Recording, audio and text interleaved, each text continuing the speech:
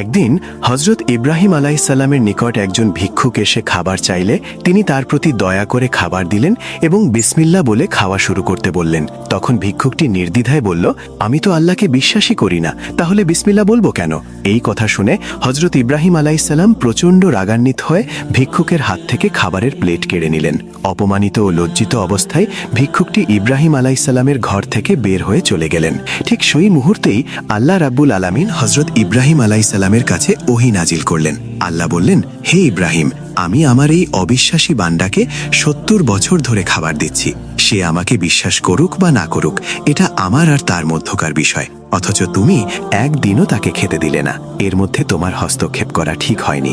যাও, তাকে ডেকে এনে খাবার খাওয়াও। প্রিয় বন্ধুরা, ভেবে দেখুন, যদি আল্লাহ রাব্বুল আলামিন একজন অবিশ্বাসীকেও এতটা রহমত ও দয়া করেন, তাহলে যারা ঈমান এনেছে, যারা আল্লাহর হুকুম মেনে চলে, তাদের প্রতি আল্লাহর ভালোবাসা ও করুণা কতটা গভীর হতে পারে। সুবহানাল্লাহ।